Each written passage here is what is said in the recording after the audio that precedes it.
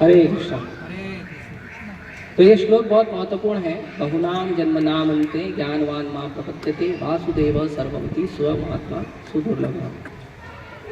तो कई बार लोग ये सोचते हैं, खासकर हमने देखा है कई माता पिता सोचते हैं, या जो ज़्यादा पढ़े लिखे लोग हैं जिनको लगता है कि हम पढ़े लिखे हैं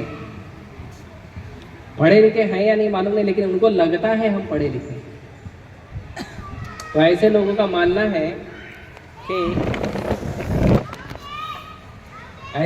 मानना है कि जो भक्ति है, भगवान कृष्ण की भक्ति है, सनातन धर्म का जो कार्य है या सनातन धर्म का जो ज्ञान है, या पूजा पाठ करना, भगवान के सामने घंटी घुमाना, ये सब उन लोगों के लिए है कि देखो जिनको पढ़ाई लिखाई करके काम धाम मिला नहीं है उनके लिए है, या उन लोगों के लिए है जो पढ़ाई लिखाई किए नहीं हैं उनके लिए है, या उन लोगों के लिए है जो थोड़े पागल हो गए हैं, पढ़ाई लिखाई किए लेकिन दिमाग थोड़ा हिल गया उनका, उनके लिए है। जो अच्छा पढ़ाई करते हैं, डॉक्टर बनते हैं, इंजीनियर बनते हैं, प्रोफेसर बनते हैं, साइंटिस्ट बनते हैं, फिलोसोफर बनते हैं, नेता बनते हैं, साहित्यकार बनते हैं, कवि बनते हैं,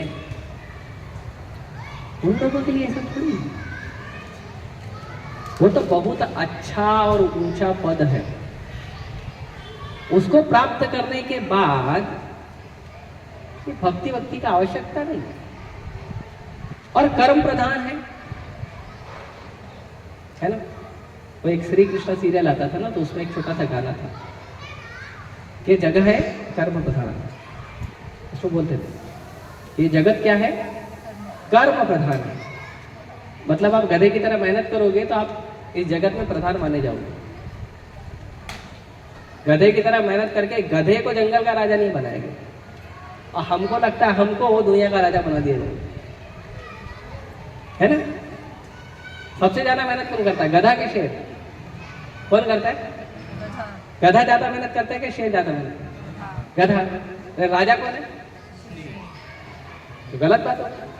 अगर जगत कर्म प्रधान है तो जंगल का राजा कौन होना चाहिए? गधा होना चाहिए। बताओ भगवान का नियम है, गड़बड़ नहीं। आप लोग जब जाना तो बोलना भगवान, ठीक है।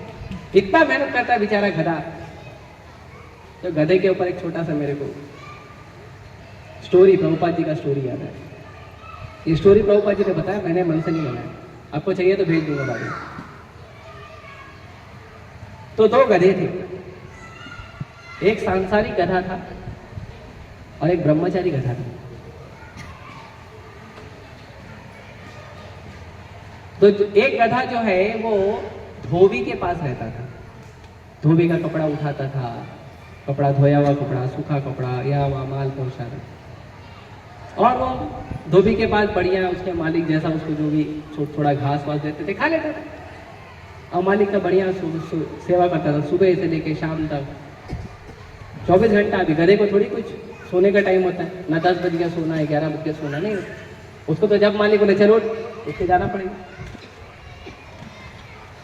और एक गधा जो था वो ऐसे जंगल में स्वच्छंद घूमता था, बिंदास घूमता था, है ना, जैसे ब्रह्मचारी लोग बाबा लोग घूमते ऐसे घूमता था। तो जो जंगल में घूमने वाला गधा था वो एक बार इस गधे के पास आया, जो मालिक के पास इसको रस्सी से बांध के रखा। तो इसको बोला, अरे तू यहाँ क्या कर रहा है, चल साथ में घूमेंगे।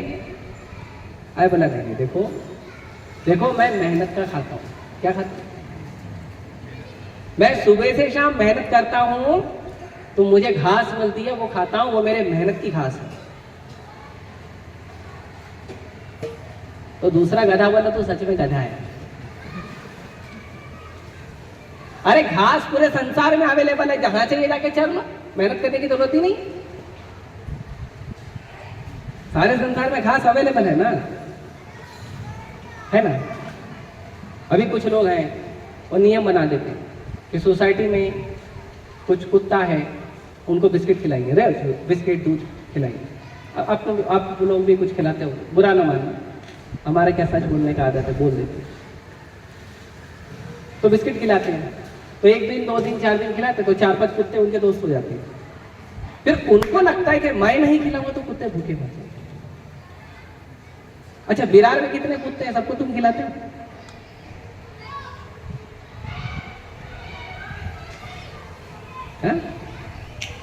तो उसको बोला तो बोलता है नहीं नहीं, मैं मालिक का सेवा करता हूं, मेहनत का मिलता है, मेहनत की घास खाता हूं। तो दूसरा गधा बोला भाई देख, पूरे दुनिया में जब बिना मेहनत की घास अवेलेबल है तो क्यों जबरदस्ती मेहनत कर रहा है, चल। बोलता नहीं, बिना मेहनत का नहीं खाना चाहिए, मेहनत करके खाना चाहिए, ये जगत कर्म प्रधान है, हम कर्म करके खाते हैं। इको कम गति। तो दूसरा गधा बोला देखो, ऐसी मेहनत का क्या फायदा, अगर तुमको एक्स्ट्रा मेहनत करना है तो कुछ एक्स्ट्रा चीज कमाने के लिए करो, जो चीज तुमको फ्री में अवेलेबल हो उसको कमाने के लिए क्यों मेहनत कर रहे हो। बोलता देख, ये सब के पीछे ना और एक सीक्रेट बात है, तेरे को बताता हूं। क्या है? तो सीक्रेट बात ये है कि जब ये मालिक है ना, मालिक की एक बेटी है, बड़ी सुंदर है, और जब बेटी कुछ गड़बड़ करती है ना, पिछली बार गड़बड़ की थी उसने, तो मालिक बोला कि नालायक, अगर तूने अगली बार गलती की तो तेरी शादी मैं इस गधे से करा दूंगा। तो बोला तो उसमें क्या खास है? बोला बस उसी का वेट करो, अगली बार गलती कब करेगी, मालिक की बेटी से शादी हो जाएगी मेरा। तो हम लोग भी संसार में ऐसे ही है, 24 घंटा मेहनत करते हैं सुबह से शाम तक, और थोड़ी सी खुशी प्राप्त होगी इस वहम में हम भगवान को छोड़कर दुनिया का बाकी काम करते हैं। हमको लगता है इंजीनियर बन जाएंगे, डॉक्टर बन जाएंगे, लॉयर बन जाएंगे, प्रोफेसर बन जाएंगे, किसी कंपनी का कोई बड़ा अधिकारी बन जाएंगे, कंपनी खोल देंगे, तो क्या होगा, हमको खुशी मिल जाएगी। वो खुशी कैसी है पता है? उस गधे को मालिक की लड़की मिलने के बराबर है। वो खुशी उतनी है, वैसी ही है, मिलेगी क्या कभी? बताओ, वो गधे को कभी मिलेगी मालिक की लड़की? कभी देगा मालिक? इतना बुद्धू है क्या? मालिक तो गधा नहीं है, वो गधा के मालिक थोड़ी गधा है।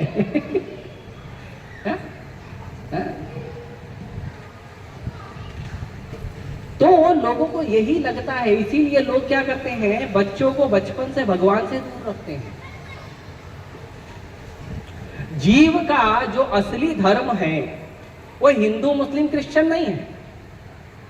जीव का असली धर्म है कि वो कृष्ण का दास है, कृष्ण का सेवक है। ये जीव का असली धर्म है, और हम अपने बच्चों को भगवान से दूर कर देते हैं। जो उसका असली धर्म है उसी धर्म से उसको दूर कर देते हैं। जीवेर स्वरूप होय कृष्णेर नित्यदास, उसका हमारे संसार में जितने भी जीव जन्म लेते हैं, चाहे इंसान हो, चाहे कुत्ता हो, घोड़ा हो, बिल्ली हो, बकरी हो, जितने जीव हैं संसार में, पेड़ है, पौधे हैं, जितने जीव हैं, वो सारे जीव क्या है, कृष्ण के दास है, कृष्ण के अंश है, वही उनका असली स्वरूप है। लेकिन हम अपने बच्चों को सिखाते, बेटा इंजीनियर बनना, ये तेरा स्वरूप है, अपने स्वरूप को प्राप्त करिए, आपको इंजीनियर बनाना है।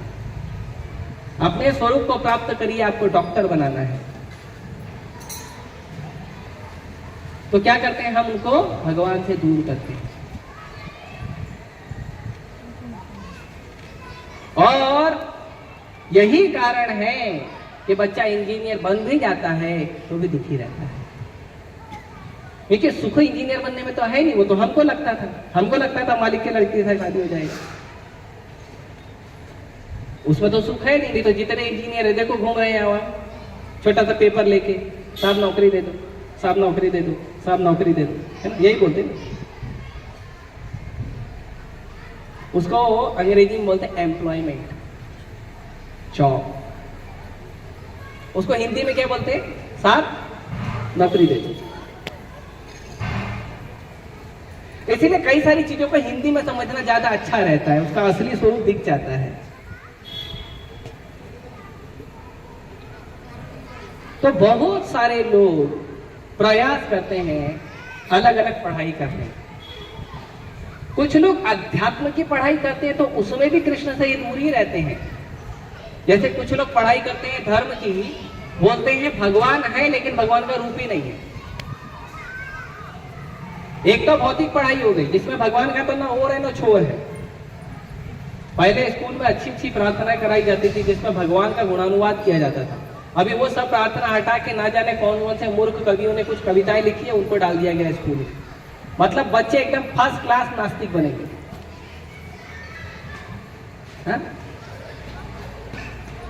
फर्स्ट क्लास ह्यूमन बीइंग नहीं बनेंगे, फर्स्ट क्लास मनुष्य नहीं, फर्स्ट क्लास नास्तिक बनेंगे।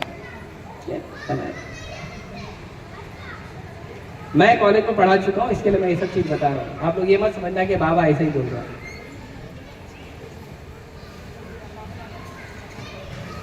तो इतना सारा जो पढ़ाई हम कराते हैं, ये सारा पढ़ाई कराने के बाद हमको लगता है कि हमको जीवन में खुशी मिलेगी, आनंद मिलेगा। लेकिन भगवान यहां पे कुछ और बोल रहे हैं। भगवान बोल रहे हैं बहुनाम जन्म नाम अंते, बहुत जन्मों के बाद ज्ञानवान मां प्रपत्ति। बहुत जन्मों के बाद यदि किसी व्यक्ति के हृदय में सच में ज्ञान प्रकट होता है तो वो व्यक्ति मेरा शरण लेता है। यहां लोग बोलते हैं कि जिसको कुछ ज्ञान नहीं है, अनपढ़ है, जिसको कुछ आता नहीं है, काम धंधा लगा नहीं, इसके लिए कृष्ण का भक्त बन रहा है। यहां कृष्ण उल्टा बोल रहे हैं। कृष्ण क्या बोल रहे हैं कि जो बहुत ज्ञानी व्यक्ति है, जन्म जन्मांतर बहुत ज्ञान अर्जन किया और सच में जब वो ज्ञानी बन गया है तब वो मेरे शरण में आता।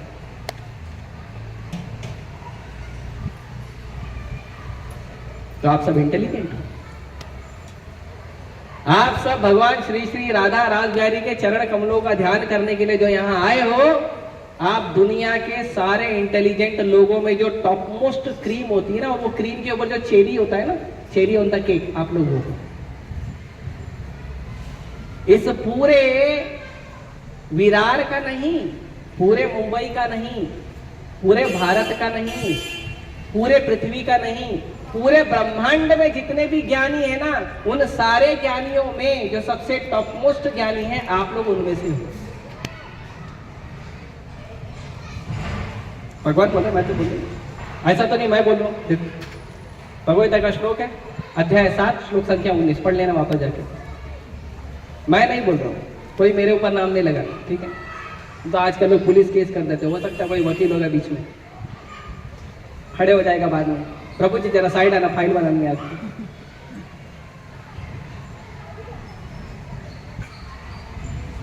तो क्यों ऐसा कह रहे हैं भगवान कि जो सच में ज्ञानी होता है वो कृष्ण के पास आता है, जो सच में ज्ञानी होता है कृष्ण का भक्त बनता है, कृष्ण का शरण लेता है। तो भगवान कहते हैं क्योंकि उसके अंदर ऐसी शक्ति आ जाती है कि वो क्या करता है, वासुदेव सर्व इति स महात्मा सुदुर्लभ। वो हर जगह केवल मुझे देखता है, मुझे भगवान वासुदेव को देखता है और कुछ देखता ही नहीं। जो पूरा संसार है, वो पूरे संसार का जो सार है वो भगवान है। भगवान सारे संसार के स्रोत हैं। भगवान से सारा संसार का उद्गम हुआ है। इस सृष्टि में जितना भी ज्ञान है, वो सारे ज्ञान का जो असली अर्थ है वो है भगवान कृष्ण का शरण लेना। अभी कुछ दिन पहले मैं भ्रमर गीत पढ़ रहा था, 2 या 3 दिन पहले। तो उसमें बताया गया कि श्रीमती राधा रानी जो है वो हमेशा कृष्ण के साथ रहती है। सही बात है? क्यों?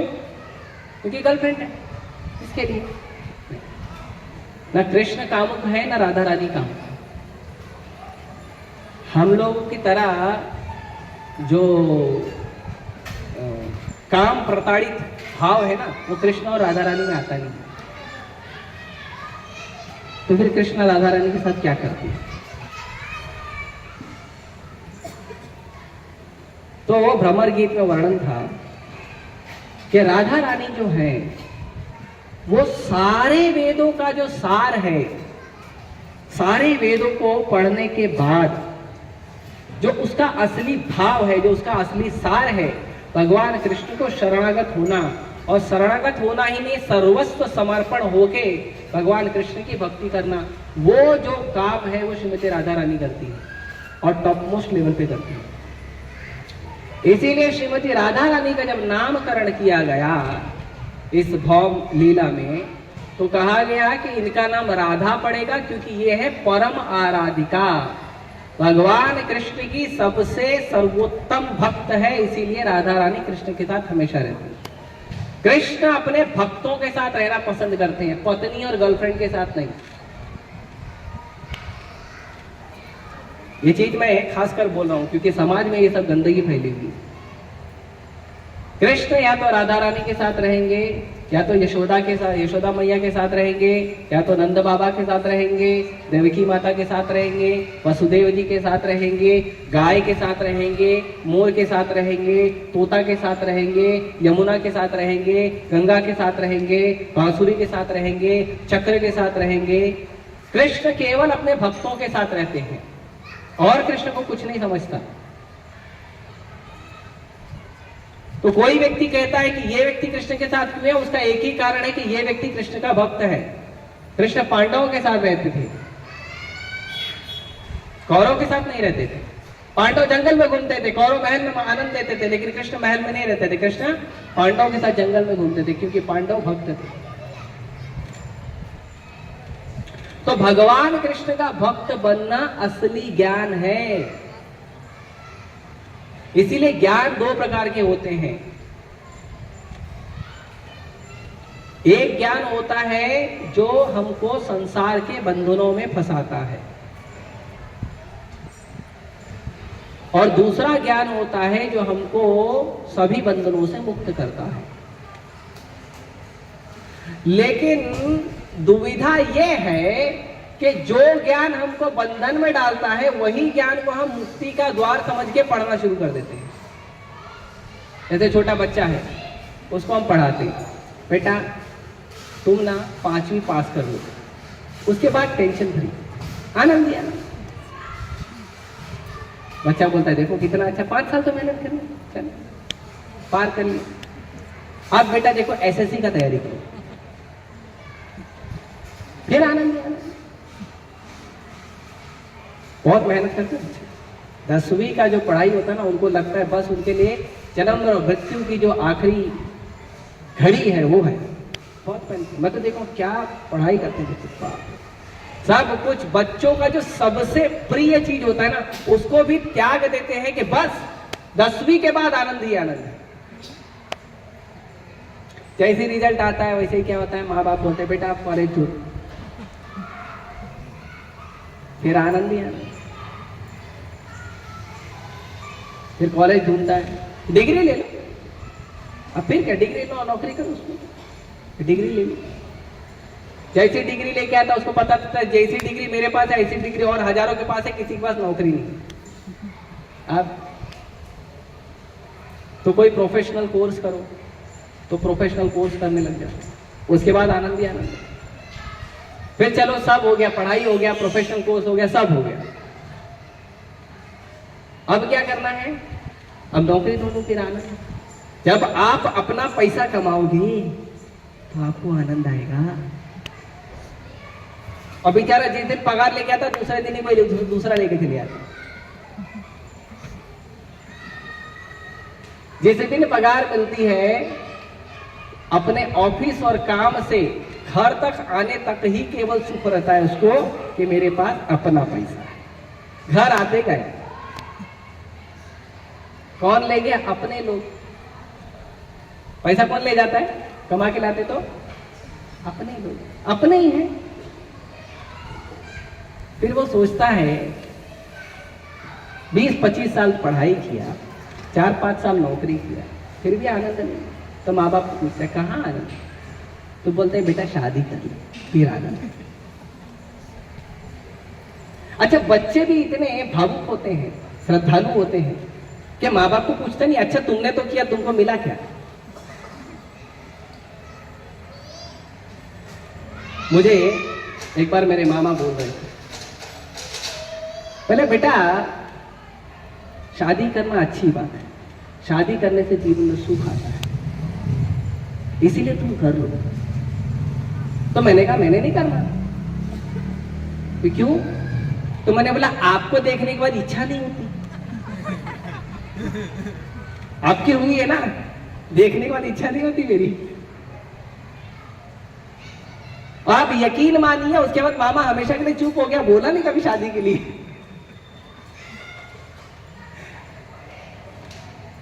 हम ब्रह्मचारी लोग हैं, इसके लिए ऐसे शब्दों का उपयोग कर लेते हैं, बुरा मत मानिएगा। किसी को बुरा लगा तो प्रसाद थोड़ा एक्स्ट्रा, 1 चम्मच एक्स्ट्रा प्रसाद दे देंगे, ठीक है। फिर उसको लगता है विवाह हो गया, फिर सुख है। फिर विवाह के बाद बच्चे होंगे, फिर सुख है। फिर सुख क्या होता है? ट्रांसफर हो जाता है। अब बच्चों से तैयारी होती है सुख की, बेटा पढ़ाई करो, 5वीं करो, 10वीं करो, ग्रेजुएशन करो, स्पेशल कोर्स करो, नौकरी करो, छोकरी ढूंढो, लगे। इतना पढ़ाई करके, चाहे कोई फील्ड की पढ़ाई कर लो, मैं नहीं किसी एक फील्ड का नाम नहीं ले रहा हूं, चाहे कोई फील्ड की पढ़ाई कर लो, उसके बाद रिजल्ट यही आता है। इसके लिए भगवत गीता में भगवान ने एक बहुत महत्वपूर्ण श्लोक बोला है, यज्ञ अर्थात कर्मणो अन्यत्र लोकोयम कर्म बंधन।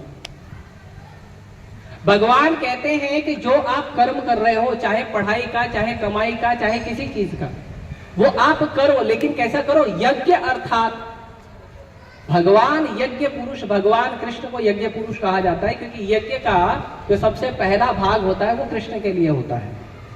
आप कोई भी यज्ञ करो, किसी भी देवी देवता का यज्ञ करो, उसका पहला भाग कृष्ण का होता है, दूसरा भाग जो होता है वो देवी देवताओं का होता है जिनका आप यज्ञ कर रहे हो, और तीसरा जो आखिरी भाग होता है वो होता है शिव जी का। तो यज्ञ के 3 भाग हैं। तो यज्ञ जो होता है वो किया जाता है भगवान यज्ञ पुरुष, भगवान कृष्ण के लिए। तो भगवान कहते हैं कि यदि आपको कोई काम करना है, पढ़ाई का, कमाई का, या और कोई काम करना है, वो करो कैसा? यज्ञ के लिए करो, भगवान यज्ञ पुरुष को प्रसन्न करने के लिए करो।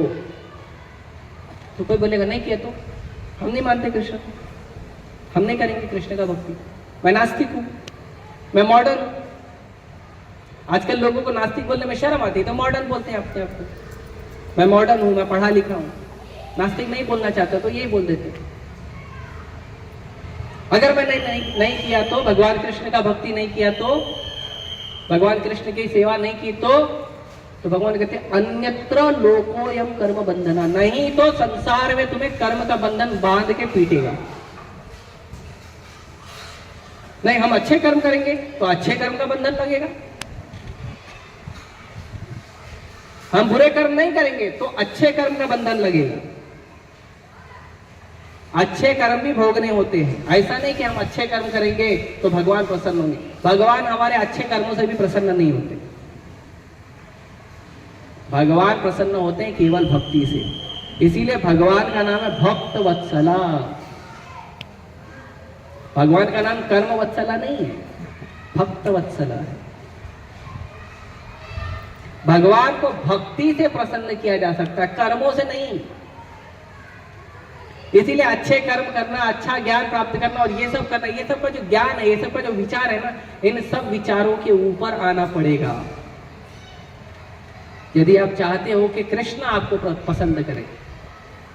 हम तो पसंद करते हैं कृष्ण को, सब अपने अपने तरीके से पसंद करते हैं। हमारे इस्कॉन में पूछो कि आप कृष्ण भक्ति कैसे शुरू किए, तो सब अपना अपना बताते हैं। कोई बोलते कीर्तन अच्छा लगा, कोई बोलते प्रसाद अच्छा लगा, कोई बोलते भक्तों का तिलक अच्छा लगा, कोई बोलते भक्तों का कपड़ा अच्छा लगा, कोई बोलते भक्त लोग इतने ब्राइट फेस होते हैं, इतने सुंदर दिखते हैं कि मेकअप की जरूरत ही नहीं होती है। देखो मैं तो लगा के आया नहीं, उसकी जरूरत ही नहीं होती, इतने सुंदर दिखते हैं कि भक्तों को देख के भक्ति चालू कर दिया। कुछ लोगों को मंदिर अच्छे लगते हैं, कुछ लोगों को भगवान का श्री विग्रह अच्छा लगता है, कुछ लोगों को भगवान का श्रृंगार अच्छा लगता है, कुछ लोगों को इस्कॉन के फेस्टिवल्स अच्छे लगते हैं। सबका अलग अलग कारण है कि सब अपने अलग अलग कारण से भक्त बनते हैं, लेकिन उद्देश्य क्या है? भगवान कृष्ण का भक्त बनना। तो किसी का कोई कारण होगा, वो अलग कारण है, लेकिन उसका जो मूल उद्देश्य है वो पूरा होना चाहिए, भगवान कृष्ण का भक्ति, भगवान कृष्ण का सेवा।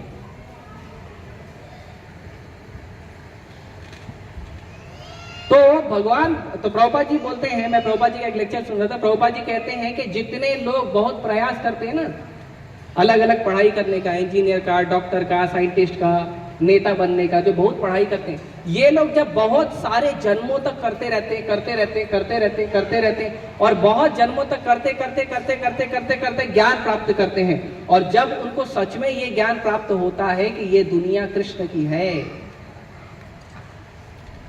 और हमें कृष्ण का भक्त बनना चाहिए, तब जाके वो असली ज्ञानी बनते हैं।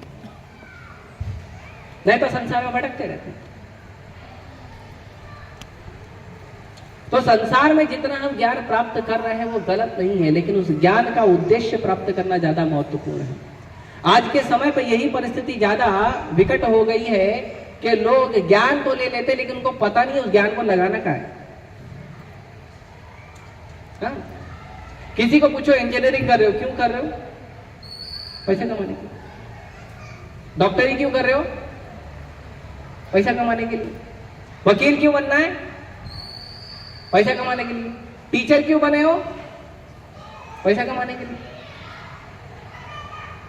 मैं एक ऑनलाइन लेक्चर दे रहा था अमेरिका में, इस्कॉन वर्जिन। तो मुझे एक माता जी ने प्रश्न पूछा कि प्रभु जी, आपने इतना पढ़ाई किया, आपका इतना अच्छा काम धाम था, तो छोड़ के क्यों आप भक्ति करने लगे? मतलब कारण कई है, सारे कारण बताऊंगा तो एक और लेक्चर बढ़ जाएगा, 1 घंटा और एक्सटेंड हो जाएगा, तो वो नहीं करूंगा मैं। नहीं तो हमारे प्रेसिडेंट मना कर देंगे, बोलेंगे प्रभु जी अगली बार लेक्चर मत देना, है ना। मनोज प्रभु बोलेंगे प्रभु जी अगली बार लेक्चर मत दो, आप 1 घंटा बोल के आते हो 2 घंटा बैठ जाते हो, है ना, कुर्सी को भी तकलीफ होती है। तो मैंने कहा मैं एक आखिरी कारण बताऊंगा कि जब मैं कॉलेज में पढ़ा रहा था तो कॉलेज में पढ़ाते समय मेरे हृदय में एक दुख आया था कि मैं ये क्यों पढ़ा रहा हूं और किन लोगों के लिए पढ़ा रहा हूं। मैं घर से मेहनत करके आता हूं कॉलेज में लेक्चर देने के लिए। जब कोई कॉलेज में लेक्चर देता है ना तो घर पे प्रिपरेशन करके जाना चाहिए। तो मैं घर से प्रिपरेशन करके मेहनत करके मुझे 5 लेक्चर देना है, 5 घंटे के लेक्चर देने हैं मुझे, तो उसके लिए कम से कम 3 घंटा 4 घंटा घर से मेहनत करके जाता था। मेहनत करके मैं गया कॉलेज में पढ़ाने के लिए, और जब मैं कॉलेज में पढ़ा रहा हूँ, कॉलेज में जब मैं एंट्री किया पढ़ाने के लिए, तो मैं देखता हूँ कि कॉलेज में बच्चे लोग पैसा भर के, फीस भर के कॉलेज में आते हैं कॉलेज बंक करने के लिए। सच बात है।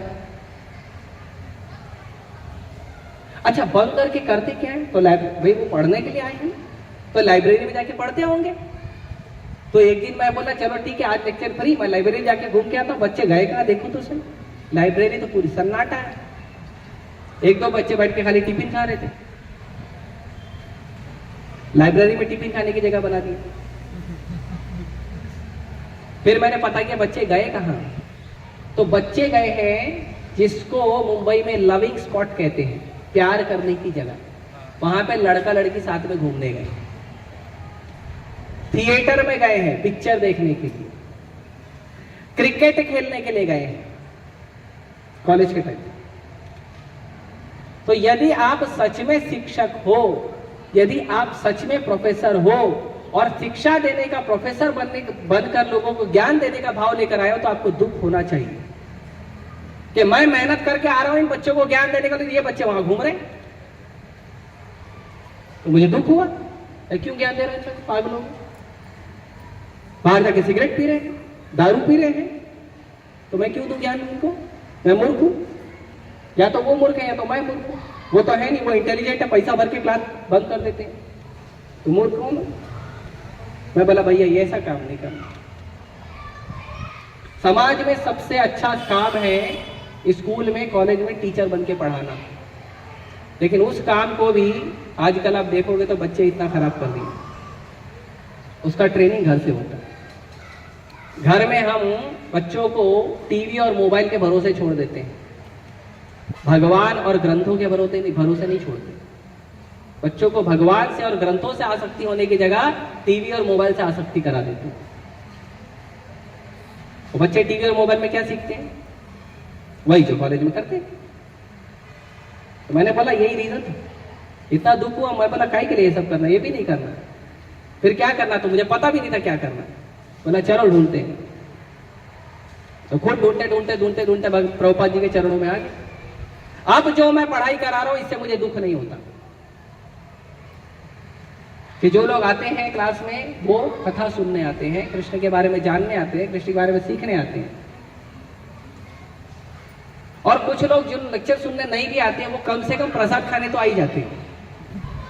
तो मतलब हृदय में दुख होने वाली कोई बात नहीं है। तो असली ज्ञानी व्यक्ति वो है जो भगवान कृष्ण के चरण कमलों का शरण लेता है, जो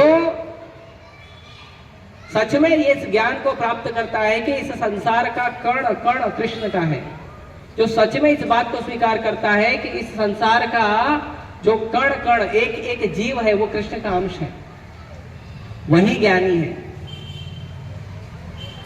बाकी सब तो कैसे हैं, पोथी पड़ी पड़ी जगुआ पंडित भयानक हो है।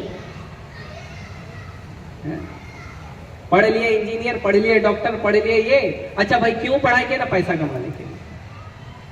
अरे पैसा तो वह हमाल मजदूर भी कमा लेता है बोझा ढोके, तो उसके पैसा कमाने तुम्हारे पैसा कमाने में फर्क क्या है? ना हम ज्यादा कमाते हैं और तुम बड़े मजदूर हो।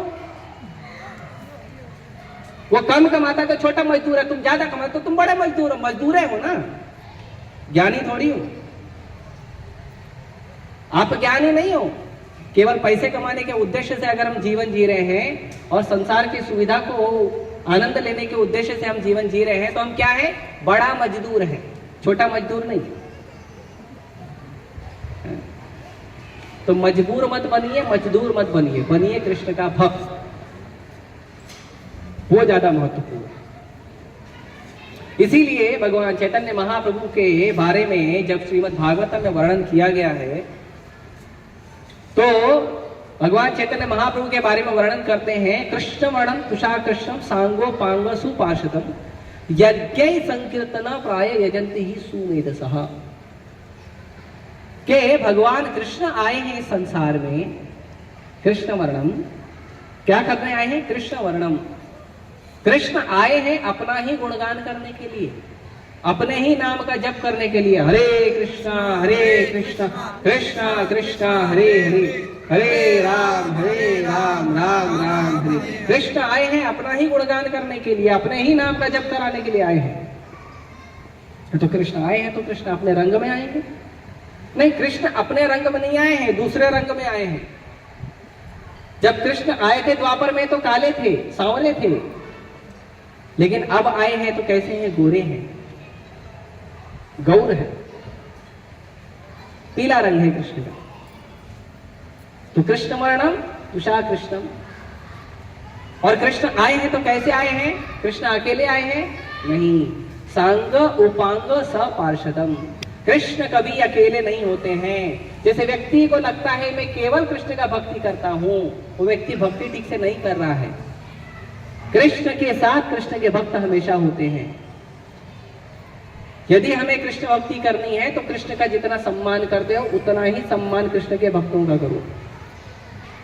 और अगर अच्छी कृष्ण भक्ति करनी है तो जितना सम्मान कृष्ण का करते हो उससे ज्यादा सम्मान कृष्ण के भक्तों का करो।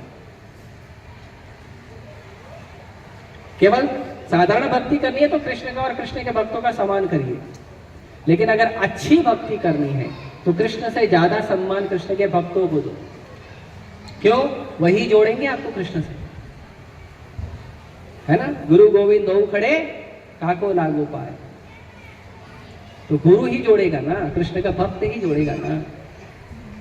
तो कृष्ण के भक्तों से ज्यादा आसक्ति होनी चाहिए। इसके लिए नरोत्तम दास ठाकुर कहते हैं, नरोत्तम करो दया अपना रे बोली। हे प्रभु, आप वैष्णव ठाकुर हो, आप इतना आशीर्वाद दो, आप मुझे एक बार बोल दो तू मेरा है, बस। उससे क्या होगा? उससे कृष्ण डायरेक्ट देखेंगे, बोलेंगे इसका आदमी किधर है। जब भगवान विरार में देखेंगे तो भगवान बोलेंगे मनोज के आदमी कितने। जिस व्यक्ति को मनोज बोला मेरा आदमी है, कृष्ण बोलेंगे पहले उसको उठाओ, मनोज को बाद में देखेंगे।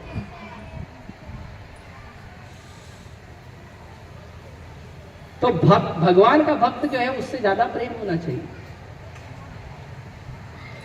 तो कृष्ण कभी भी आते हैं तो सांग उपांग सपार्षदम, हमेशा अपने भक्तों के साथ आते। कृष्ण कभी अकेले नहीं होते हैं।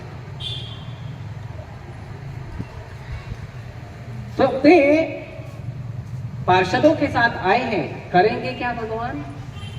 कृष्ण चैतन्य महाप्रभु गौरांग महाप्रभु के रूप में आए हैं तो करेंगे क्या? तो कहते हैं यज्ञ संकीर्तन प्राय, भगवान यज्ञ करेंगे, महायज्ञ करेंगे। कौन सा महायज्ञ करेंगे? संकीर्तन यज्ञ करेंगे। हरे कृष्णा कृष्णा कृष्णा हरे हरे, हरे राम राम राम हरे हरे। भगवान संकीर्तन यज्ञ करेंगे, हरे कृष्ण महामंत्र का कीर्तन का यज्ञ करेंगे। तो भगवान यज्ञ करेंगे तो भगवान को ज्वाइन कौन करेंगे? इंजीनियर करेंगे कि डॉक्टर करेंगे कि लॉयर करेंगे कि प्रोफेसर करेंगे? कौन करेगा? वो भी पता चलना चाहिए ना। तो फिर हम वही डिग्री ले लेंगे, पता चलेगा। तो कहते हैं यजंती ही सुमेधसः, भगवान के इस यज्ञ को वो व्यक्ति करेगा, यजंती वो व्यक्ति इसका भजन करेगा जो व्यक्ति बुद्धिमान है। नहीं, बुद्धिमान नहीं, बहुत बुद्धिमान है। सुमेधसः, मेधा मतलब बुद्धिमान। लेकिन भागवतम कहता है कि जो व्यक्ति चैतन्य महाप्रभु के इस हरे कृष्ण महामंत्र के आंदोलन में जुड़ेगा वो बुद्धिमान नहीं है, वो सुमेधसः, वो बहुत ज्यादा बड़ा बुद्धिमान व्यक्ति है। और ये सब आप हैं जो चैतन्य महाप्रभु के आंदोलन में आए हैं कृष्ण भक्ति को सीखने के लिए।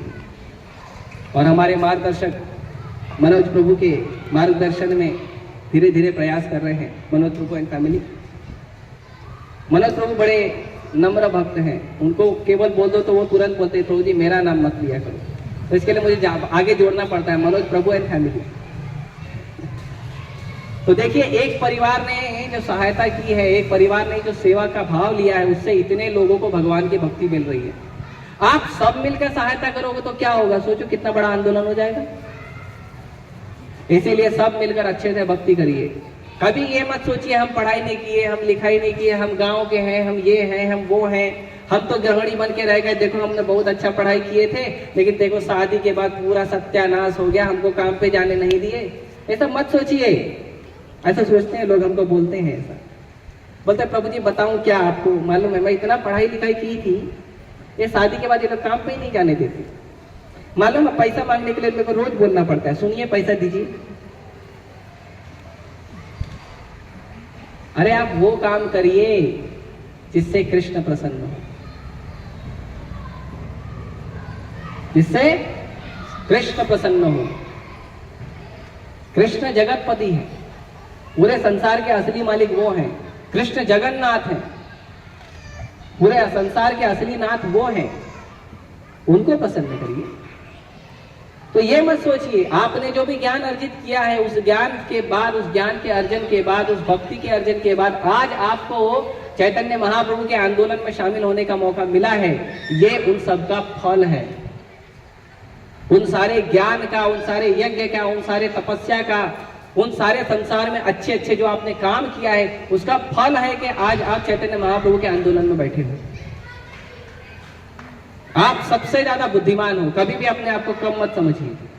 इसका मतलब नहीं कल कॉलर टाइट करके घूमना, मालूम है कौन हो, हरे कृष्ण वाला ये भी नहीं कहता, क्योंकि चैतन्य महाप्रभु ने बोला है त्रिणादपि सुनी चेना तरोरपि सहिष्णुना हमारे न मान देना कीर्तनीय सदा हरि। नम्र बन के चलो, ठीक है। घास के तिनके से भी ज्यादा नम्र बनो, पेड़ से भी ज्यादा सहिष्णु बनो, सहनशील बनो, तब जाके कृष्ण भक्ति करो। तो हमको इस बात को अपने मन में रखकर स्वीकार करना है, ताकि कोई हमको ज्ञान देने आए ना तो उसको बोलो ठीक है आप बोलिए, प्रसाद खाइए और जाइए, लेकिन आपके ज्ञान का प्रभाव पड़ेगा नहीं, क्योंकि हम पहले से ज्ञानी हैं, चैतन्य महाप्रभु बोले हैं। तो असली ज्ञानी जो है, असली बुद्धिमान जो है, वो स्कूल में, यूनिवर्सिटी में, कॉलेज में जाने वाले लोग नहीं है। वो तो जड़ विद्या ले रहे हैं जिससे उनको संसार का बंधन लग रहा है। भक्ति विनोद ठाकुर कहते हैं जड़ विद्या माया र वैभव तुम्हारा भक्ति बाधा। ये जो जड़ विद्या है ये माया का वैभव है, ये माया का लालच है आपकी भक्ति में बाधा डालने के लिए। तो अगर लेना है तो उसका उद्देश्य होना चाहिए कृष्ण भक्ति। कभी कभी बच्चे लोग पूछते हैं प्रभु जी आप तो बोल दी जड़ विद्या माया का वैभव है, हम पढ़ाई करेंगे भक्ति करें, पहले वो बताओ। भक्ति करेंगे कृष्ण प्रसन्न होंगे, लेकिन माँ बाप दुखी हो जाएंगे, है ना, तो करें क्या? तो उसका सिंपल तरीका है कि आप भक्ति करिए और पढ़ाई लिखाई भी साथ में करिए, और पढ़ाई लिखाई करिए, भक्ति करिए, और उसके अलावा एक्स्ट्रा टाइम पास मत करिए, समय बर्बाद मत करिए यहाँ वहाँ गेम खेलने में और अलग अलग चीज़ों को अपने टाइम को वेस्ट करने में। फेसबुक चला रहे, व्हाट्सएप चला रहे, इंस्टाग्राम चला रहे, चलाइए, लेकिन जितना काम भर है। हमें भगवान की कृपा से संसार में जो सुविधा उपलब्ध हुई है वो सुविधा हमारे उपयोग के लिए होनी चाहिए, ना कि उस सुविधा की वजह से हमारा समय बर्बाद हो। ये चीज याद रखिए। जितने स्टूडेंट बैठे हैं, जितने यंग लोग बैठे हैं, जितने भी लोग बैठे हैं, जो लोग मोबाइल चलाते हैं, इस बात को याद रखिए, मोबाइल सुविधा है, समय बर्बाद करने का साधन नहीं है। आप जो भी एप्लीकेशन का उपयोग कर रहे हो, चाहे गेम खेल रहे हो, चाहे फेसबुक, व्हाट्सएप, इंस्टा कुछ भी चला रहे हो, उसको उतना ही चलाइए जिससे आपके पढ़ाई में और आपकी भक्ति में बाधा ना हो। और अगर हो रही है तो मत चलाइए, क्योंकि उसके नहीं चलाने से संसार रुक नहीं जाएगा, आपका पढ़ाई और भक्ति रुक नहीं जाएगा। जैसे मैं सुबह 10 बजे से रात को 10 बजे तक लोगों से कम्युनिकेशन करता हूँ। 10 बजे के बाद दुकान बंद, जिसको मिलना है रूम में आके मिलो। और रूम में हमारे ब्रह्मचर्य आश्रम में कोई और अलाउड नहीं होता है। तो मतलब संसार के जितने भी बाहर के लोग हैं, 10 बजे के बाद किसी से कम्युनिकेशन नहीं होता, किसी से बात नहीं करता। और सुबह 10 बजे अपने साधना भजन के, जब हमारा 9:30 बजे प्रसाद होता है, उसके बाद ही मैं फोन उठाता हूँ लोगों से बातचीत करने के लिए। और इसका प्रमाण है कि प्रभु जी को कभी भी पूछ लो, सुबह 10 से रात के 10 के अलावा उनको और किसी टाइम पे मेरा मैसेज गया ही नहीं है, ना मैसेज गया है, ना कॉल पे बात करता हूं। यदि आप अपने जीवन को नियंत्रित नहीं करेंगे तो आपसे बड़ा बुद्धू कोई नहीं। अगर हमारा जीवन व्हाट्सएप और फेसबुक और इंस्टाग्राम समझ चला रहा है तो फिर हम क्या चला रहे हैं? तो इसीलिए इस बात को समझिए, हमारे जीवन में जो सुविधाएं हैं वो सुविधाएं इसलिए है ताकि हमारा जीवन अच्छा हो, इसीलिए नहीं कि हमारा जीवन उन सुविधाओं के अनुसार चलने लगे। ये मूर्खता है। और एडवर्टीजमेंट तो आएंगे हजारों करोड़ों। तो इसीलिए बुद्धिमान व्यक्ति वो होता है जो हरे कृष्ण मंत्र जप करता है, प्रभुपाद जी के ग्रंथों को पढ़ता है, उसको समझ में आ जाता है कि जीवन कितना इंपॉर्टेंट है, और उसके अनुसार वो कार्य करता है। ठीक है, तो आप सभी का बहुत बहुत धन्यवाद। थोड़ा सा मैंने टाइम ज़्यादा ले लिया है, 9 मिनट, इसके लिए क्षमा कीजिए। किसी व्यक्ति का कोई प्रश्न है तो एक आध प्रश्न ले सकते हैं, उसके बाद हम आगे चलेंगे। हरे कृष्ण। बोला साधु।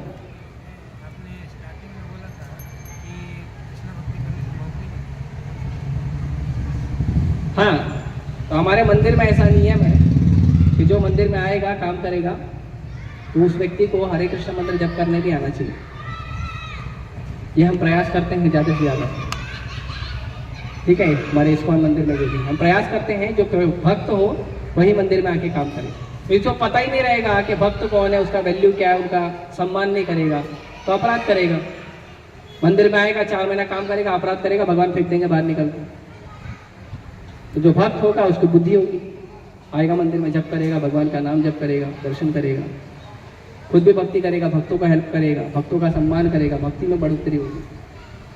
ठीक है, और आएगा आने वाला समय। भक्ति विनोद ठाकुर कहते हैं एक समय आएगा जब सुप्रीम कोर्ट का जज जो है तिलक लगा के बैठेगा, वैष्णव तिलक लगा के बैठेगा। भक्ति विनोद ठाकुर का प्रेडिक्शन है। भक्ति विनोद ठाकुर ने कहा था एक भक्त आएगा जो देश विदेश में प्रचार करेगा। जब उन्होंने योगपीठ का, जो चैतन्य महाप्रभु का जन्म स्थान है, जब उसका उन्होंने पता लगा लिया, तब उन्होंने कहा था एक समय आएगा इसी जगह पे यूरोपियन, अमेरिकन, जापानीज, पूरे दुनिया के अलग अलग लोग इसी जगह पे आएंगे और जोर जोर से बोलेंगे जय सचिनंदन गौर हरि।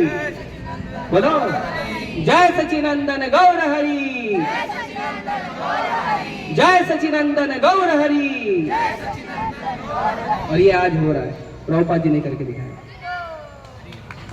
तो असली बुद्धिमान व्यक्ति वही है, असली इंटेलिजेंट आदमी वही है जो भगवान की भक्ति करता है, अपने जीवन के कार्य को समय निकालकर भगवान की सेवा में लगता है, वो बुद्धिमान है। बाकी लोग बुद्धिमान नहीं है। ठीक है, और किसी का कोई प्रश्न? भक्तों को थोड़ा दुख लग गया है, बोले प्रभु जी आप क्लास के बाद बात करेंगे। ठीक है, हरे कृष्णा कृष्णा कृष्णा हरे हरे, हरे राम राम राम हरे हरे। श्रीमद् भागवतम के, श्रील प्रभुपाद के, हरे कृष्णा।